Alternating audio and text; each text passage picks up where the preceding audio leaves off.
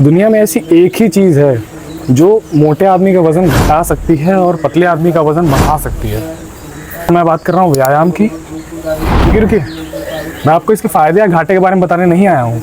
मैं सिर्फ एक चीज़ को एड्रेस करना चाहता हूँ, वो है इसकी मात्रा। अब आयुर्वेद ये क्लियरली कहता है कि हमें सर्दियों में, यानी कि जो नवंबर से फरवरी तक का समय है, उसमें हमें अपनी अर्ध शक्ति यानी कि हाफ कैपेसिटी तक ही व्यायाम करना चाहिए। अब हाफ कैपेसिटी हम समझेंगे कैसे, कितनी होती है? तो इसको जानने के दो तरीके हैं। पहला कि जब हम एक्सरसाइज करते करते सांस को अपनी नाक को छोड़कर मुंह से लेने लगें तो हमें समझना चाहिए कि हाफ कैपेसिटी तक हम पहुंच चुके हैं।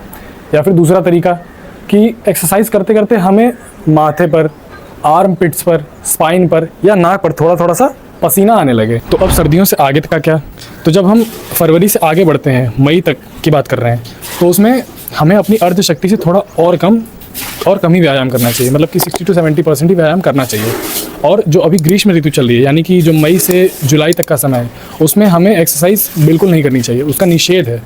या फिर हम चाहें तो हल्की फुल्की एक्सरसाइज कर सकते हैं। फिर भी आप बात ना मानकर अगर ज़्यादा एक्सरसाइज करते हैं तो आपके शरीर में वात दोष का प्रकोप हो सकता है, वात दोष बढ़ सकता है और इसके कारण आपको ढेर सारी शारीरिक और मानसिक बीमारियों का खतरा बन सकता है।